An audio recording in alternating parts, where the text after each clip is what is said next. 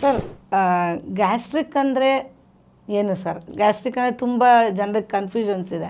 ಅಂದರೆ ಈಗ ಗ್ಯಾಸ್ಟ್ರಿಕಲ್ಲಿ AI use ಮಾಡ್ತಾರೆ ಗ್ಯಾಸ್ಟ್ರೋಎಂಟ್ರಾಲಜಿಯಲ್ಲಿ ಅಂತ ಕೇಳಿದ್ದೀನಿ. ಸೊ ಅದು ಹೆಲ್ಪ್ಫುಲ್ ಆಗಿದೆಯಾ ಸರ್ ಅದು? ಸರ್ ಈಗ ಗ್ಯಾಸ್ಟ್ರಿಕ್ ಸಮಸ್ಯೆ ಬಂದಿದೆ ಅಂತ ಅವ್ರಿಗೆ ಆಗ್ಬೇಕಾದ್ರೆ ಸಮಸ್ಯೆ ಆಗ್ಬೇಕಾದ್ರೆ ಈಗ ಯಾರಿಗಾರು ಸಾಮಾನ್ಯವಾಗಿ ಕಾಮನ್ ಪೀಪಲ್ಗೆ ಗ್ಯಾಸ್ಟ್ರಿಕ್ಕಿಂದ ತುಂಬ ತೊಂದರೆ ಆಗ್ತಿದೆ ಅಂದರೆ ಅದಕ್ಕೆ ಏನು ಕಾರಣ ಇರ್ಬೋದು ಸರ್? ಮತ್ತು ಗ್ಯಾಸ್ಟ್ರಿಕ್ ಮಾತ್ರ ತೊಗೊಳ್ತೀವಲ್ಲ ಸರ್, ಜನರಲ್ಲಾಗಿ ಏನು ಮಾಡ್ತಾರೆ ಅಂದರೆ ಗ್ಯಾಸ್ಟ್ರಿಕ್ ಬರಬಾರ್ದು ಅಂತ ಇಯರ್ಸ್ ಟುಗೆದರ್ ಒಂದು ಗ್ಯಾಸ್ಟ್ರಿಕ್ ಮಾತ್ರ ನುಂಗ್ಬಿಡ್ತೀವಿ ಅಂತ ಹೇಳ್ತಾರೆ. ಅದು ಬೆಸ್ಟ್ ಅನಿಸುತ್ತೆ. ಈಗ ಜಾಸ್ತಿ ನೀರು ಕುಡಿಬೇಕು ಅಂತ ಹೇಳ್ತಾರೆ. ಅಂದರೆ ಗ್ಯಾಸ್ಟ್ರಿಕ್ ಎಲ್ಲ ಬರಲ್ಲ, ನೀರು ಕುಡಿಬೇಕು ಅಂದರೆ ಯಾವ ಟೈಮಲ್ಲಿ ನೀರು ಕುಡಿಬೇಕು ಅದು ಹೆಲ್ಪ್ ಆಗುತ್ತಾ ಸರ್? ತುಂಬ ನೀರು ಕುಡಿಯೋದ್ರಿಂದ ಗ್ಯಾಸ್ಟ್ರಿಕ್ ಕಡಿಮೆ ಆಗುತ್ತಾ ಸರ್?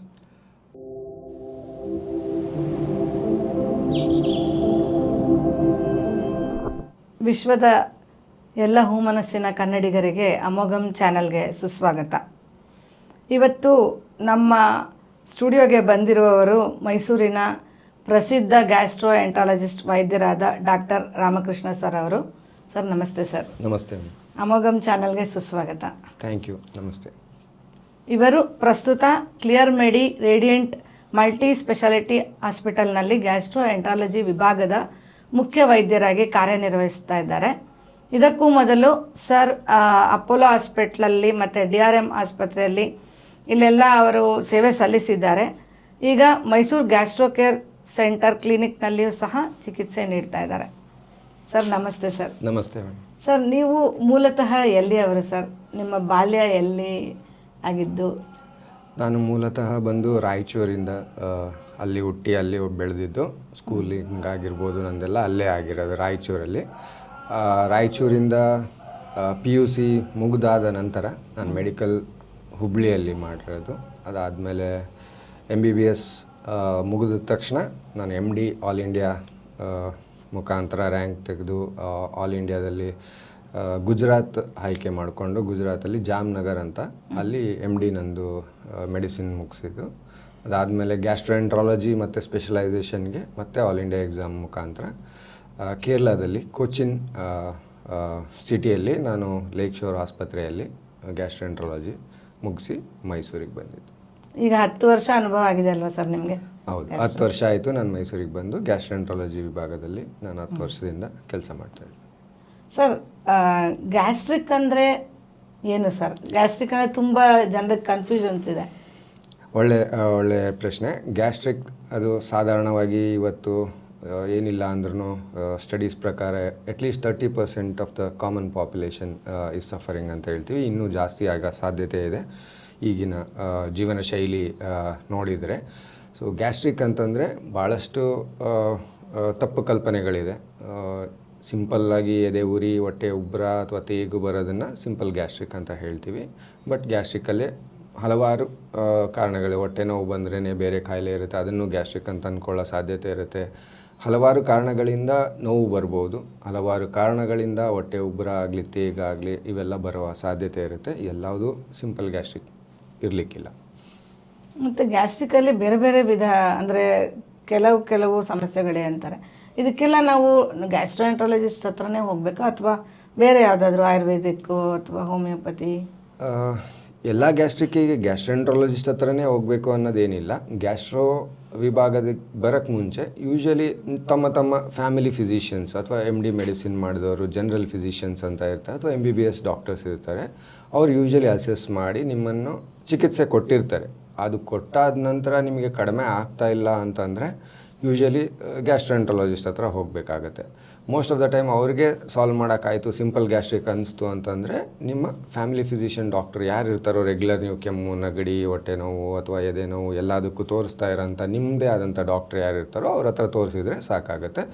ಅವರು ಚಿಕಿತ್ಸೆ ಮಾಡೋಕ್ಕಾಗಲಿಲ್ಲ ಅಥವಾ ಅವ್ರು ಮಾಡಿದ ನಂತರ ಕೂಡ ನಿಮಗೆ ಗ್ಯಾಸ್ಟ್ರಿಕ್ ಸಮಸ್ಯೆ ಇದ್ದ ಸಂದರ್ಭದಲ್ಲಿ ನೀವು ಗ್ಯಾಸ್ಟ್ರೋಎಂಟ್ರಾಲಜಿಸ್ಟ್ನ ಕಾಣುವುದು ಒಳ್ಳೆಯದು. ಅದು ನೆಕ್ಸ್ಟ್ ಫರ್ದರ್ ಟೆಸ್ಟಿಂಗ್ ಏನು ಬೇಕು ಅಥವಾ ಯಾವ ಥರದ್ದು ಗ್ಯಾಸ್ಟ್ರಿಕ್ ಅಂತ. ಮತ್ತು ಗ್ಯಾಸ್ಟ್ರಿಕ್ಕಲ್ಲೇ ಹಲವಾರು ಡಿಫ್ರೆಂಟ್ ಟೈಪ್ ಆಫ್ ಗ್ಯಾಸ್ಟ್ರಿಕ್ಸ್ ಇರ್ತವೆ, ಅದನ್ನು ನಾವು ಸರಿಪಡಿಸೋದಕ್ಕೆ ಹೆಲ್ಪ್ ಮಾಡ್ಬೋದು.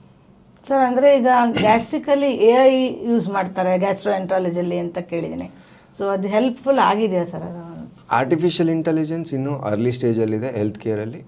ಡೆಫಿನೆಟ್ಲಿ AI ಈಗ ಆರ್ಟಿಫಿಷಿಯಲ್ ಇಂಟೆಲಿಜೆನ್ಸ್ ಎಲ್ಲ ಫೀಲ್ಡಲ್ಲೂ ಎಂಟರ್ ಆಗಿದೆ. ಅದು ಗ್ಯಾಸ್ಟ್ರೋಎಂಟ್ರಾಲಜಿ ಇರ್ಬೋದು, ಹೆಲ್ತ್ ಕೇರಿನ ಯಾವುದೇ ವಿಭಾಗದಲ್ಲಿರ್ಬೋದು. It is in early stages, but definitely it is being used. ಅಂದರೆ ಈಗ ನಾವು ಯೂಸ್ ಮಾಡ್ತಾ ಇದ್ದೀವಿ ಎಂಡೋಸ್ಕೋಪಿ, ಅಥವಾ ನಾವು ಏನು ಪರೀಕ್ಷೆಗಳೆಲ್ಲ ಏನೇನು ಮಾಡ್ತಾ ಇದ್ದೀವಿ, ಅಥವಾ ನಾವು ಎಲ್ಲ ಪೇಷಂಟ್ ಡೇಟಾ ಅಂದರೆ ಲೈಕ್ ಎಲ್ಲ ಯಾವ ಥರದ ಪೇಷಂಟ್ಸ್ ಬಂದಾಗ ಯಾವ ಟ್ರೀಟ್ಮೆಂಟ್ ಕೊಟ್ಟರೆ ಹೆಲ್ಪ್ ಆಗುತ್ತೆ ಅನ್ನೋದು ಡೇಟಾ ಎಲ್ಲ ಕಲೆಕ್ಟ್ ಮಾಡಿ AI ಯೂಸ್ ಮಾಡಿ ಅದನ್ನು ಅನಲೈಸ್ ಮಾಡೋದಕ್ಕೆ ಇಂಥ ಹಲವಾರು ಕ್ಷೇತ್ರಗಳಲ್ಲಿ ನಾವು ಯೂಸ್ ಮಾಡ್ತಾ ಇದ್ದೀವಿ.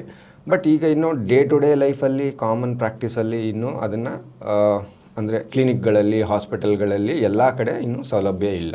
So may be another 2 to 5 years mostly it will be available. ಅಂದರೆ ಲೈಕ್ ಪರ್ಟಿಕ್ಯುಲರ್ ಆಗಿ ಎಲ್ಲದಕ್ಕೂ ಅವೈಲೇಬಲ್ ಆಗುತ್ತೆ.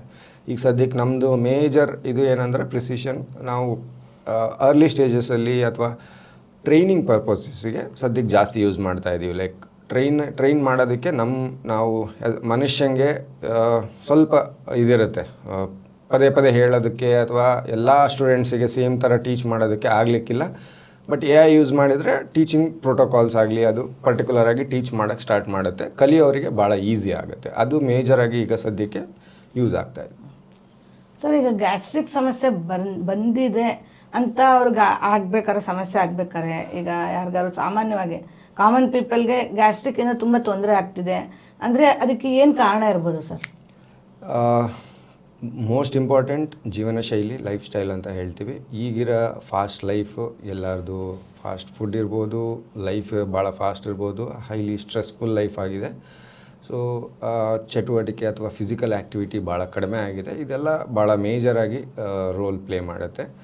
Packed foods, processed foods, fast foods ಇದೆಲ್ಲ ಇನ್ನೂ ಆ್ಯಡ್ ಆಗ್ತಾಯಿದೆ ಅದಕ್ಕೆ. So most important life style changes, ಇದರಿಂದ ಜಾಸ್ತಿ ಗ್ಯಾಸ್ಟ್ರಿಕ್ ಇಶ್ಯೂಸ್ ವರ್ಸನ್ ಆಗಿದೆ. ಸೊ ನಿಮ್ಮ ಸಲಹೆ ಏನಿದೆ ಸರ್? ಅದು ಗ್ಯಾಸ್ಟ್ರಿಕ್ ಕಡಿಮೆ ಆಗಬೇಕು, ಒಳ್ಳೆ ಹೆಲ್ದಿ ಆಗಿರಬೇಕು ಅವರು ಅಂದರೆ? ಎಲ್ಲದು ಸಿಂಪಲ್ಲೇ ಇರೋದು. ಸಲಹೆ ಗ್ಯಾಸ್ಟ್ರಿಕ್ ಆಗಲಿ ಅಥವಾ ಸ್ಟ್ರೆಸ್ ಕಡಿಮೆ ಮಾಡೋದಕ್ಕೆ ಅಥವಾ ಕಾಯಿಲೆ, ಎಲ್ಲ ನಿಮ್ಮ ಕಾಯಿಲೆಗಳು BP ಇರ್ಬೋದು, ಶುಗರ್ ಇರ್ಬೋದು, ಎಲ್ಲದು ಇಂಟರ್ ರಿಲೇಟೆಡೇ. Most of the health care diseases ಅಂದರೆ ಹೆಲ್ತ್ ರಿಲೇಟೆಡ್ ಡಿಸೀಸಸ್, ಕಾಯಿಲೆಗಳು ಇನ್ಕ್ಲೂಡಿಂಗ್ ಗ್ಯಾಸ್ಟ್ರಿಕ್, ನಮ್ಮ ಜೀವನ ಶೈಲಿಯಿಂದ ಭಾಳಷ್ಟು ನಾವು ಕಂಟ್ರೋಲ್ ಮಾಡ್ಬೋದು. ಕರೆಕ್ಟ್ ಟೈಮ್ಗೆ ಊಟ ಮಾಡುವುದು, ಫಾಸ್ಟ್ ಫುಡ್ಸ್ ಆಗಲಿ, ಪ್ರೊಸೆಸ್ಡ್ ಅಂತಂದರೆ ಪ್ಯಾಕ್ಡ್ ಎಲ್ಲ ಇರ್ತವೆ, ಆ ಥರದ್ದೆಲ್ಲ ಅವಾಯ್ಡ್ ಮಾಡೋದು, ಜಾಸ್ತಿ ಸ್ವೀಟ್ಸ್ನ ಅವಾಯ್ಡ್ ಮಾಡೋದು, ಆಯಿಲಿ ಫುಡ್ಸ್ನ ಅವಾಯ್ಡ್ ಮಾಡೋದು, ಮತ್ತು ಚೆನ್ನಾಗಿ physical activity daily 1/2 hour to 45 minutes physical activity ಇದೆಲ್ಲ ಮಾಡೋದ್ರಿಂದ, ಕರೆಕ್ಟ್ ಟೈಮ್ಗೆ ಮಲ್ಕೊಳ್ಳೋದ್ರಿಂದ ಭಾಳಷ್ಟು ನಮ್ಮ ಕಾಯಿಲೆಗಳು ಕಡಿಮೆ ಆಗ್ತವೆ. ಅದು ಆಲ್ರೆಡಿ ಎಕ್ಸಿಸ್ಟಿಂಗ್ ಕಾಯಿಲೆಗಳು, ಶುಗರ್ BP ಇದ್ದರೆ ಅದನ್ನು ಕಂಟ್ರೋಲಲ್ಲಿ ಬರುತ್ತೆ. ನಮಗೆ ಗ್ಯಾಸ್ಟ್ರಿಕ್ ಕಾಯಿಲೆ ಇದ್ದರೆ ಪ್ರಿವೆಂಟ್ ಮಾಡ್ಬೋದು, ಅಂದರೆ ಗ್ಯಾಸ್ಟ್ರಿಕ್ ಬರದೇ ಇರೋಂಗೆ ನೋಡ್ಕೋಬೋದು. ಇವಾಗ ಮದುವೆ ಸಂದರ್ಭ ಇರ್ಬೋದು, ಪಾರ್ಟಿಗಳಾಗಿರ್ಬೋದು, ಫಂಕ್ಷನ್ಗಳಾಗಿರ್ಬೋದು, ಎಲ್ಲ ಇದರಲ್ಲೂ ಸ್ವಲ್ಪ ಹೆವಿ ಫುಡ್ಸ್ನ ಅಥವಾ ಸ್ವೀಟ್ನರ್ಸ್ನ ಭಾಳ ಜಾಸ್ತಿ ಉಪಯೋಗ ಮಾಡಲಾಗುತ್ತಿದೆ. ಸೊ ಇದೆಲ್ಲ ಭಾಳ ನಮ್ಮ ಹೊಟ್ಟೆಗೆ ಅಥವಾ ಹೆಲ್ತ್ಗೆ ಭಾಳಷ್ಟು ಪ್ರಾಬ್ಲಮ್ ಕೊಡ್ತಾಯಿದೆ. ಸೊ ನಾವು ಇವಾಗ ಕೆಲವರು ಹೇಳ್ತಾರೆ ಕಾಫಿ ಟೀಯಿಂದ ಗ್ಯಾಸ್ಟ್ರಿಕ್ ಆಗುತ್ತೆ, ಸೊ ಆ ಥರ ಅದೆಲ್ಲ ಅಂದರೆ ಅದೇನು ಸರ್? ಅದು ಅದೇ ರೀಸನ್ ಇರುತ್ತಾ ಇಲ್ಲ? Coffee tea is one of the stimulants. Definitely chocolates, coffee, tea ಇವೆಲ್ಲ ಏನಾಗುತ್ತೆ ಆ್ಯಸಿಡ್ಗೆ ಸ್ಟಿಮ್ಯುಲೆಂಟಾಗಿ ವರ್ಕ್ ಆಗ್ತವೆ. ಇನ್ಕ್ಲೂಡಿಂಗ್ ಸ್ಮೋಕಿಂಗು, ಆಲ್ಕೋಹಾಲು, ಇದೆಲ್ಲ ಸ್ಟಿಮ್ಯುಲೆಂಟ್ಸು. ಆದಷ್ಟು ಅವಾಯ್ಡ್ ಮಾಡಬೇಕು. ಇದು ಯಾವುದೂ ಒಳ್ಳೆಯದಲ್ಲ. ಕಾಫಿ ಆಗಿರ್ಬೋದು, ಟೀ ಆಗಿರ್ಬೋದು. ಬ್ಲ್ಯಾಕ್ ಕಾಫಿ ಅಥವಾ ಬ್ಲ್ಯಾಕ್ ಟೀ ಇದ್ದದ್ರಲ್ಲಿ ಸ್ವಲ್ಪ ಸೇಫು. ಹಾಲಿಂದ ಮೇಜರ್ ಟ್ರಿಗರ್ ಆಗುತ್ತೆ. ಸೊ ಹಾಲು ಅವಾಯ್ಡ್ ಮಾಡಬೇಕು. ಭಾಳಷ್ಟು ಜನ ಹಾಲು ಕುಡಿದ್ರೆ ಒಳ್ಳೆಯದು ಅಂತ ಅನ್ಕೋತಾರೆ. ಗ್ಯಾಸ್ಟ್ರಿಕ್ ಇರೋರು ಅಟ್ಲೀಸ್ಟ್ ಅವಾಯ್ಡ್ ಮಾಡಬೇಕು. ಬೇರೆಯವ್ರು ಕುಡಿಬೋದು, ಗ್ಯಾಸ್ಟ್ರಿಕ್ ಇರೋರು ಅಟ್ಲೀಸ್ಟ್ ಅವಾಯ್ಡ್ ಮಾಡೋದು ಒಳ್ಳೆಯದು. ಸರ್, ಈಗ ನೀವು ಸಾವಿರಾರು ಜನಕ್ಕೆ ಮೈಸೂರಲ್ಲಿ ವಾಸಿ ಮಾಡಿದ್ದೀರಾ, ಮತ್ತು ನೀವು ಮುಖ್ಯವಾಗಿ ನಿಮ್ಮ ವೈಶಿಷ್ಟ್ಯ ಏನು ಅಂದರೆ ನೀವು ನಿಖರವಾಗಿ ಅವರ ಕಾಯಿಲೆನ ನೀವು ಕಂಡುಹಿಡಿದು ಬಿಡ್ತೀರಾ ಏನು ಅಂತ. ಇದಕ್ಕೆ ನೀವು ಸಾಮಾನ್ಯ ಎಂಡೋಸ್ಕೋಪಿ, ಕೊಲೊನೋಸ್ಕೋಪಿ ನಾನು ನಿಮ್ಮ ಹತ್ರ ಬಂದಾಗ ಆಗಿರ್ಬೋದು, ಬೇರೆಯವ್ರ ಅನುಭವ ಆಗಿರ್ಬೋದು. ಸೊ ಜನರ ಏನು ಅಂದರೆ ಎಂಡೋಸ್ಕೋಪಿ, ಕೊಲೊನೋಸ್ಕೋಪಿ ಅಂದ್ರೆ ಹೆದರ್ಕೋತಾರೆ. ಸೊ ಅದಿಲ್ಲದೇ ನೀವು ಆ್ಯಸ್ ಎ ಗ್ಯಾಸ್ಟ್ರೋಎಂಟ್ರಾಲಜಿಸ್ಟ್ ಯಾವ ರೀತಿ ಅವ್ರಿಗೆ ಟ್ರೀಟ್ಮೆಂಟ್ ಅಂದರೆ ಆ ಟೆಸ್ಟ್ ಇಲ್ಲದೇ ಹೇಗೆ ವಾಸಿ ಮಾಡ್ಬೋದು ಸರ್? ಈಗ ಮೋಸ್ಟ್ ಆಫ್ ದ ಟೈಮ್ಸ್ ನಮ್ಮ ಹತ್ರ ಬರುವಾಗ ಅವರು ಆಲ್ರೆಡಿ ಅವರ ಪ್ರೈಮರಿ ಫಿಸಿಷಿಯನ್ಸ್ ಅಥವಾ ಡಾಕ್ಟರ್ ಹತ್ರ ಚಿಕಿತ್ಸೆ ತೊಗೊಂಡ್ಬಿಟ್ಟಿರ್ತಾರೆ. ಗ್ಯಾಸ್ಟ್ರಿಕ್ ಟ್ಯಾಬ್ಲೆಟ್ಸ್ ಆಗಿರ್ಬೋದು ಅಥವಾ ಬೇಸಿಕ್ ರಕ್ತ ಪರೀಕ್ಷೆ ಆಗಿರ್ಬೋದು ಮಾಡಿಸ್ಕೊಂಡ್ಬಿಟ್ಟಿರ್ತಾರೆ. ಸೊ ಅಂಥ ಕ್ಷಣದಲ್ಲಿ ನಮಗೆ ನೆಕ್ಸ್ಟು ಅದನ್ನು ಕರೆಕ್ಟಾಗಿ ಕಂಡುಹಿಡಿಯೋಕ್ಕೆ ಆಗದೆ ಹೋದಾಗ ನಮಗೆ ಕೆಲವು ಪರೀಕ್ಷೆಗಳು ಅಗತ್ಯ ಬೀಳುತ್ತೆ. ನಾವೀಗ ಹಾರ್ಟಿಗೆ ಹೆಂಗೆ ಇಕೋ ಸ್ಕ್ಯಾನು ಅಥವಾ ECG ಅಂತ ಏನು ಮಾಡಿಸ್ತೀವಿ, ಅದೇ ಥರ ಹೊಟ್ಟೆಗೆ ಅಲ್ಟ್ರಾಸೌಂಡ್ ಸ್ಕ್ಯಾನ್ ಅಂತ ಮಾಡಿಸ್ತೀವಿ. ಗ್ಯಾಸ್ಟ್ರಿಕ್ಕಿಗೆ ನಾವು ಎಂಡೋಸ್ಕೋಪಿ ಅಥವಾ ಕೊಲೊನೋಸ್ಕೋಪಿ ಅಂತ ನೀವು ಹೇಳಿದಾಗೆ ನಾವು ಮಾಡ್ತೀವಿ.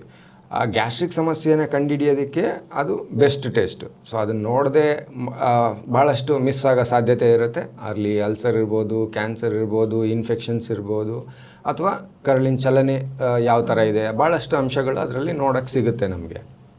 ಸೊ ಅದರಿಂದ ಆ ಟೆಸ್ಟ್ ಮಾಡಿಸೋದ್ರಿಂದ ಡೆಫಿನೆಟ್ಲಿ ನಮಗೆ ಸ್ವಲ್ಪ ಎಕ್ಸ್ಟ್ರಾ ಇನ್ಫಾರ್ಮೇಷನ್ ಸಿಗೋದ್ರಿಂದ ನಾವು ಒಳ್ಳೆ ಚಿಕಿತ್ಸೆ ಕೊಡ್ಬೋದು. ಆಲ್ರೆಡಿ ಬೇಸಿಕ್ ಟ್ರೀಟ್ಮೆಂಟ್ ಆಗಿ ನೆಕ್ಸ್ಟ್ ಲೆವೆಲ್ ಟ್ರೀಟ್ಮೆಂಟ್ಗೆ ಹೋಗಬೇಕಾದ್ರೆ ನಮಗೆ ಅದರದ್ದು ಅವಶ್ಯಕತೆ ಬೀಳುತ್ತೆ.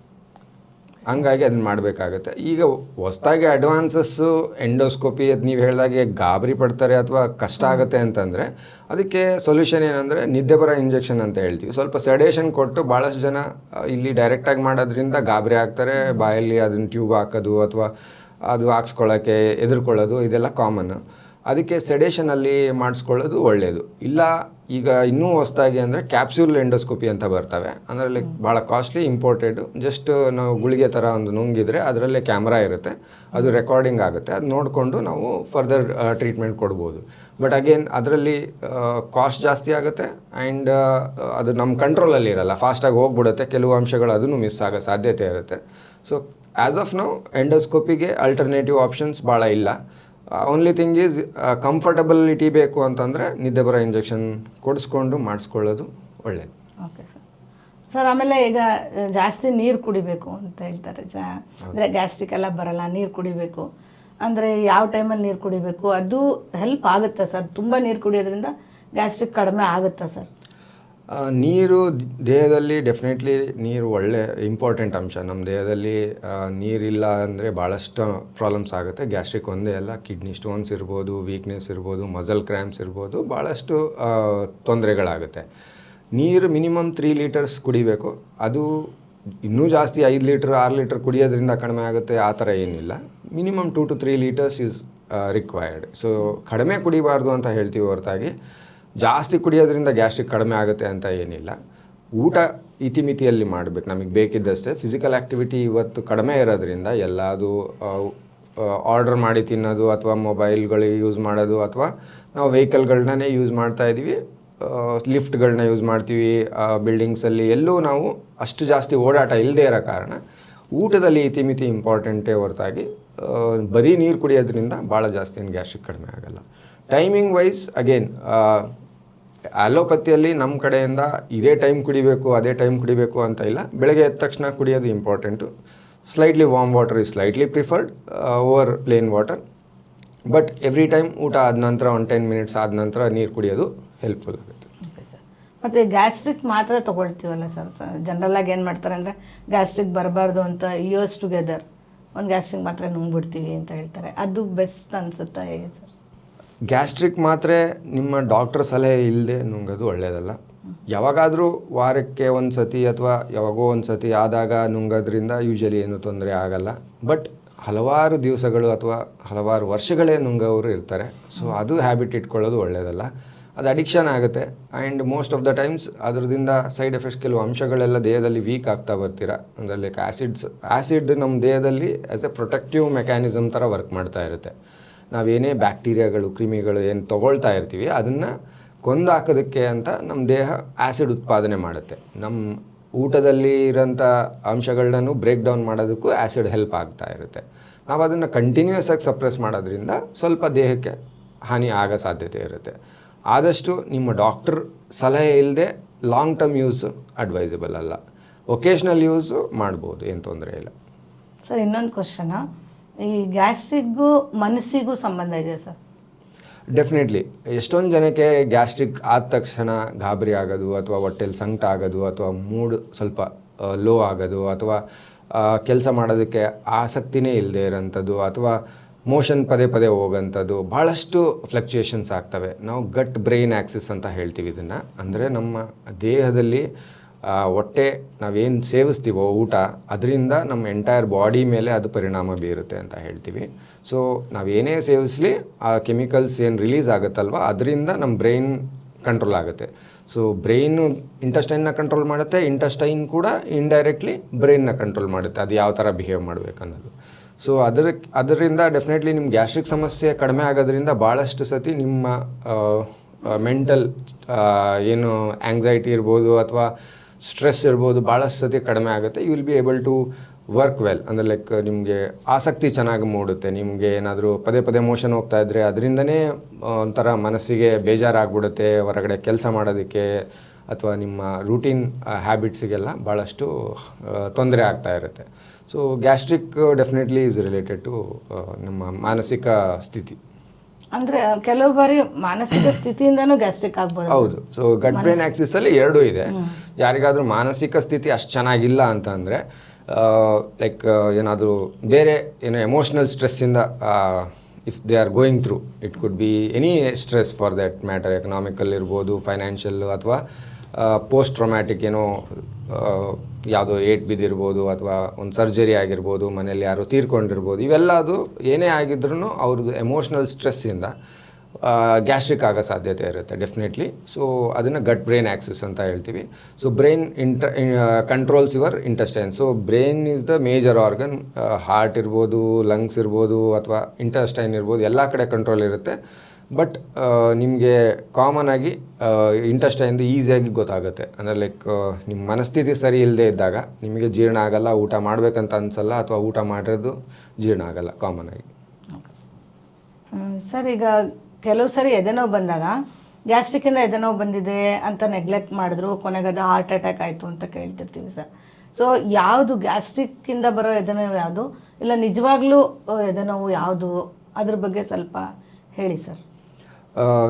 ಸದ್ಯಕ್ಕೆ ಹಾರ್ಟ್ ಅಟ್ಯಾಕ್ ಇನ್ಸಿಡೆನ್ಸ್ ಸ್ವಲ್ಪ ಜಾಸ್ತಿ ಆಗಿದೆ ಯಂಗರ್ ಏಜ್ ಗ್ರೂಪಲ್ಲಿ. ಅಂದರೆ ಲೈಕ್ ಮುಂಚೆ 50-60 ವರ್ಷದವರಿಗೆ ನಾವು ಹಾರ್ಟ್ ಅಟ್ಯಾಕ್ ಎಲ್ಲ ಕೇಳ್ತಾ ಇದ್ವಿ. ಈಗ 25-30 ವರ್ಷದವರೆಗೂ ಹಾರ್ಟ್ ಅಟ್ಯಾಕ್ ಎಲ್ಲ ಆಗ್ತಾಯಿದೆ. ಗ್ಯಾಸ್ಟ್ರಿಕ್ ಕೂಡ ಮುಂಚೆ ಲೇಟ್ ಏಜ್ ಅಡಲ್ಟುಡಲ್ಲಿ ಬರ್ತಾಯಿತ್ತು. ಈಗ ಚಿಕ್ಕ ಮಕ್ಕಳಿಗೆ 20 ವರ್ಷದವ್ರಿಗೆ, 25 ವರ್ಷದವ್ರಿಗೆಲ್ಲ ಗ್ಯಾಸ್ಟ್ರಿಕ್ ಬರ್ತಾಯಿದೆ. ಸೊ ಇದು ಡಿಫಿಕಲ್ಟ್ ಸಿನಾರಿಯೋ. ಎಲ್ಲ ಎದೆನೋವು ಗ್ಯಾಸ್ಟ್ರಿಕ್ ಅಲ್ಲ, ಎಲ್ಲ ಎದೆನೋವು ಹಾರ್ಟಿನ ಪ್ರಾಬ್ಲಮ್ಮು ಅಲ್ಲ. ಬಟ್ ಎದೆನೋವು ಬಂದಾಗ ನೀವು ಹೋಗಿ ಫಸ್ಟ್ ಹಾರ್ಟಿಂದ ಏನಾದರೂ ಪ್ರಾಬ್ಲಮ್ ಇದೆಯಾ ಇಲ್ವಾ ಅಂತ ನೋಡ್ಕೊಳ್ಳೋದು ಒಳ್ಳೆಯದೇ. ಅಕಸ್ಮಾತ್ ಹಾರ್ಟಿನ ಪ್ರಾಬ್ಲಮ್ ಇರಲಿಲ್ಲ ಅಂತಂದರೆ ಅವರೇ ನಿಮಗೆ ಗ್ಯಾಸ್ಟ್ರಿಕ್ ಇಂಜೆಕ್ಷನ್ ಹಾಕಿ ಕಳಿಸ್ಬಿಡ್ತಾರೆ. ಆವಾಗ ಅದು ಆಟೋಮೆಟಿಕಲಿ ಕಡಿಮೆ ಆಗುತ್ತೆ. ಅದಾದ ನಂತರ ನೀವು ಗ್ಯಾಸ್ಟ್ರೋ ಡಾಕ್ಟರ್ನ ನೋಡ್ಕೊಂಡ್ಬಿಟ್ಟು ಇದು ಏನಕ್ಕೆ ಬರ್ತಾ ಇದೆ ಅಂತಂದು ಸರಿಪಡಿಸ್ಕೊಳ್ಳೋದು ಒಳ್ಳೆಯದು. ಈಸಿಯಾಗಿ ಡಿಫ್ರೆನ್ಷಿಯೇಟ್ ಮಾಡೋದು ಅಷ್ಟು ಈಸಿ ಇಲ್ಲ ಮೆಡಿಕಲಿ. ಹಾರ್ಟು ಮತ್ತು ಗ್ಯಾಸ್ಟ್ರಿಕ್ದು ಎರಡೂ ಆಲ್ಮೋಸ್ಟ್ ಇಲ್ಲೇ ಮಧ್ಯಭಾಗದಲ್ಲೇ ಬರೋದ್ರಿಂದ ಸ್ವಲ್ಪ ಕನ್ಫ್ಯೂಷನ್ಸ್ ಇರುತ್ತೆ. ಯೂಶಲಿ ಮಧ್ಯರಾತ್ರಿದಲ್ಲಿ ಅಥವಾ ಸಡನ್ನಾಗಿ ಬಂದಾಗ ಹಾರ್ಟಿಂದು ಮೋರ್ ಲೈಕ್ಲಿ ಅಂತ ಹೇಳ್ತೀವಿ, ಅಥವಾ ಸುಮ್ಮನೆ ಕೂತಾಗ ಬಂದಿದ್ದಾಗ. ಗ್ಯಾಸ್ಟ್ರಿಕ್ದಾದರೆ ಯೂಶಲಿ ಊಟ ಆದ ನಂತರ ಬರುತ್ತೆ, ಇಲ್ಲ ಎದೆ ಉರಿ ಜೊತೆ ಬರುತ್ತೆ. ಸೊ ಮೈನರ್ ಡಿಫ್ರೆನ್ಸ್ ಇರುತ್ತೆ. ಬಟ್ ಎಲ್ಲದೂ ಅಷ್ಟು ಈಸಿಯಾಗಿ 100% ಕ್ಲಾರಿಟಿಯಿಂದ ಹೇಳೋದು ವಿತೌಟ್ ಪರೀಕ್ಷೆ ಕಷ್ಟ ಆಗುತ್ತೆ. ಯಾರಿಗಾದರೂ ಶುಗರು, BP ಅಥವಾ ಹಾರ್ಟ್ ಪ್ರಾಬ್ಲಮ್ ಆಲ್ರೆಡಿ ಎಕ್ಸಿಸ್ಟಿಂಗ್ ಇರೋರಿಗೆ ಮೈನರ್ ಇಶ್ಯೂಸು ಅದು ಸೀರಿಯಸ್ ಆಗಿಬಿಡುತ್ತೆ. ಸೊ ಮೈನರ್ ಪ್ರಾಬ್ಲಮ್ ಇದ್ರೂ ಫಸ್ಟ್ ಹಾರ್ಟಿಂದ ಒಂದು ಸತಿ ಚೆಕಪ್ ಮಾಡಿಸ್ಕೊಳ್ಳೋದು ಒಳ್ಳೆಯದು. ಸೊ ಯಾವಾಗಲೇ ಎದೆನೋವು ಬಂದರೂ ಫಸ್ಟ್ ಹಾಸ್ಪಿಟಲ್ಗೆ ಹೋಗಬೇಕು. ಹೌದು. ಎದೆನೋವನ್ನ ಲೈಟಾಗಿ ಇವತ್ತು ನಾಳೆ ತೊಗೊಳಕ್ಕಾಗಲ್ಲ. ಆ ಎದೆನೋವು ಬಂದ ತಕ್ಷಣ ಹಾಸ್ಪಿಟ್ಲಿಗೆ ಹೋಗಿ ಒಂದು ಸತಿ ಚೆಕಪ್ ಮಾಡಿಸ್ಕೊಳ್ಳೋದೇ ಒಳ್ಳೆಯದು. ಸರ್, ಈಗ ಉಪವಾಸ ಮಾಡೋದ್ರಿಂದ ಗ್ಯಾಸ್ಟ್ರಿಕ್ ಆಗುತ್ತಾ, ಇಲ್ಲ ಉಪವಾಸ ಮಾಡೋದ್ರಿಂದ ಗ್ಯಾಸ್ಟ್ರಿಕ್ ಕಡಿಮೆ ಆಗುತ್ತಾ ಸರ್? ಉಪವಾಸ ಈಗ 2 ಥರ ಇರುತ್ತೆ. ಕೆಲವರು ಏಕಾದಶಿ ಹಿಂಗೆ ಪರ್ಟಿಕ್ಯುಲರ್ ಟೈಮಿಂಗಲ್ಲಿ, ಲೈಕ್ ಕೆಲವು ರಿಲಿಜನ್ಸಲ್ಲಿ ರಂಜಾನ್ ಟೈಮಲ್ಲಿ ಅಂಥವರೆಲ್ಲ ಇರ್ತಾರೆ. ಸೊ ಫಾಸ್ಟಿಂಗ್ ಗ್ಯಾಸ್ಟ್ರಿಕ್ ಇರೋರಿಗೆ ಮತ್ತು ಗ್ಯಾಸ್ಟ್ರಿಕ್ ಇರದೇ ಇರೋರಿಗೆ ಎರಡೂ ಡಿಫ್ರೆಂಟ್ ಇರುತ್ತೆ. ಬಟ್ ಆ್ಯಸ್ ಎ ಮೆಡಿಕಲಿ ನಾವು ಹೇಳಬೇಕಂದ್ರೆ more than 12 hours fasting is usually not recommended. So only intermittent fasting has got some benefits. ಅಂದರೆ ಲೈಕ್ ಈಗ ರೀಸೆಂಟ್ ಸ್ಟಡೀಸ್, ನಾವು ಮುಂಚೆ ಏನು ಏಕಾದಶಿ ಅಂತ ಒನ್ಸ್ ಇನ್ ಎ ಮಂತು ಹಿಂಗೆ 1 day 2 ಅಥವಾ ಕೆಲವರು ವೀಕ್ಲಿ ಒನ್ಸ್ ಮಾಡ್ತಾರೆ. ಆ ಥರದ್ದು ಮಾಡೋದ್ರಿಂದ ಸ್ವಲ್ಪ ಬಾಡಿಯಲ್ಲಿ ರಿಜ್ಯುವಿನೇಷನ್ ಆಗುತ್ತೆ ಅನ್ನೋದು ಸ್ಟಡೀಸು ಬರ್ತಾ ಇದೆ. ಸೊ ಯಾರಿಗೆ ಗ್ಯಾಸ್ಟ್ರಿಕ್ ಇಲ್ವೋ ಅವರು definitely if they have that practice they can continue that. But ರೂಟೀನಾಗಿ ಹಸುಕೊಂಡಿರೋದ್ರಿಂದ ಮೋರ್ ದೆನ್ 12 hours ಅದು ಒಳ್ಳೆಯದಲ್ಲ. ನಮಗೆ ಆ್ಯಸಿಡ್ ಕಂಟಿನ್ಯೂಯಸ್ಲಿ ಸ್ವಲ್ಪ ಅಂದರೆ ಲೈಕ್ ಉತ್ಪಾದನೆ ಆಗ್ತಾನೇ ಇರುತ್ತೆ ದೇಹದಲ್ಲಿ. ಅದನ್ನು ನ್ಯೂಟ್ರಲೈಸ್ ಮಾಡೋದಕ್ಕೆ ಸ್ವಲ್ಪ ಸೇವಿಸೋದು ಡೆಫಿನೆಟ್ಲಿ ಒಳ್ಳೆಯದು. ಸೊ ಊಟ ಮುಂಚೆ ನಾವು ಎರಡೇ ಟೈಮ್ ಮಾಡ್ತಾಯಿದ್ವಿ. ನೀವು ಮುಂಚಿನ ಕಾಲದಲ್ಲಿ ನೋಡಿದ್ರೆ ಬೆಳಗ್ಗೆ ಮತ್ತು ಸಂಜೆ 5 ಗಂಟೆ 6 ಗಂಟೆಗೆ ಎರಡೇ ಸತಿ ಮಾಡ್ತಾಯಿದ್ವಿ. ಆಮೇಲೆ ಬ್ರಿಟಿಷರು ಬಂದ ನಂತರ ಅದನ್ನು 3 ಟೈಮು 4 ಟೈಮು ಅದೆಲ್ಲ ಆಯಿತು. ಈಗ 5 ಟೈಮ್ ಆಗಿಬಿಟ್ಟಿದೆ, ಸ್ನ್ಯಾಕ್ಸು, ಕಾಫಿ, ಅದು ಇದು ಅಂದ್ಕೊಂಡು. ಸೊ ನಮ್ಮ ಜೀವನ ಶೈಲಿ ಚೇಂಜ್ ಆಗ್ತಾ ಹೋಗ್ತಾ ಇದೆ.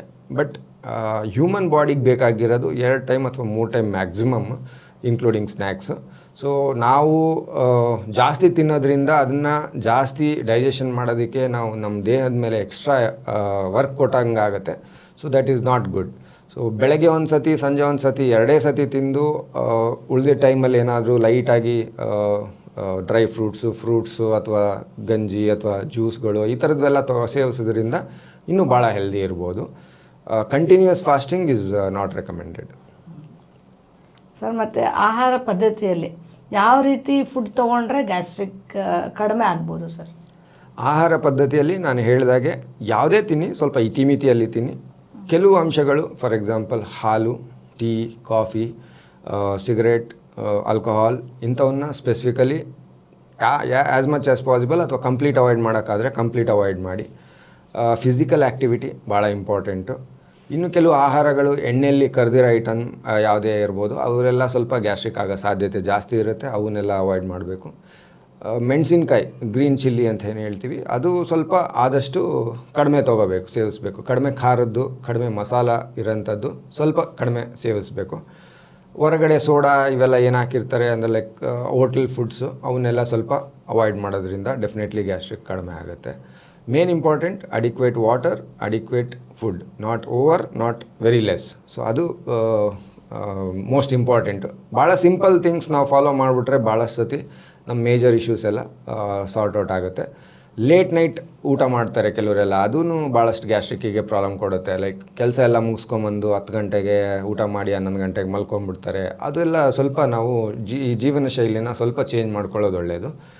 ಆದಷ್ಟು 7:30-8 ಗಂಟೆ ಒಳಗಡೆ ಊಟ ಮಾಡೋದು ಭಾಳ ಸೂಕ್ತ.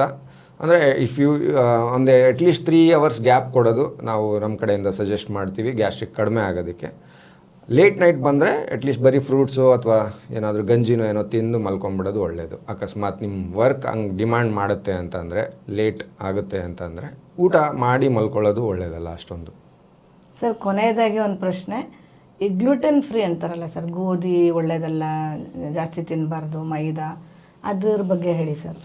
ಗ್ಲೂಟೆನ್ ನಮಗೆ ಏನಾಗುತ್ತೆ ಅಂದರೆ ನಮ್ಮ ದೇಹದಲ್ಲಿ ಈ ಚಪಾತಿ ಅಥವಾ ವೀಟ್ ಬೇಸ್ಡ್ ಅದೆಲ್ಲ ಗ್ಲೂಟೆನ್ ಅಂದರೆ ಅದೊಂದು ಕೆಮಿಕಲ್ ಆಫ್ ವೀಟ್. ಅಂದರೆ ವೀಟ್ನಲ್ಲಿ ಗ್ಲೂಟೆನ್ ಅನ್ನೋ ಒಂದು ಅಂಶ ಇರುತ್ತೆ.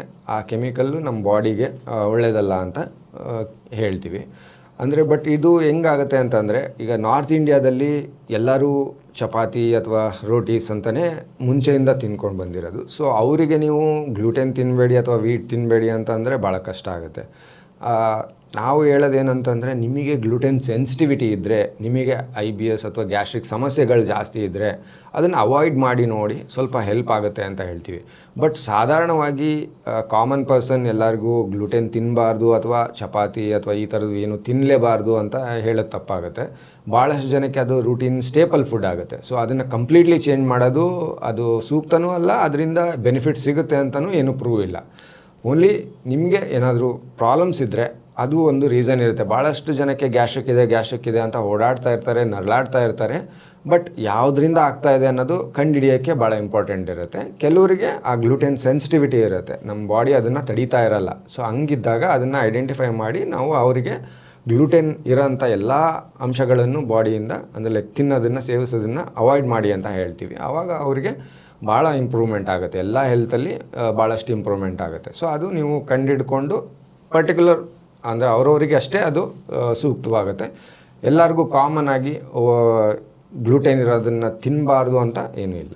ಸರ್, ನಮ್ಮ ವೀಕ್ಷಕರಿಗೆ ನಿಮ್ಮ ಅಮೂಲ್ಯ ಸಲಹೆಗಳೇನಾದರೂ ಇದ್ದರೆ ಹೇಳಿ ಸರ್.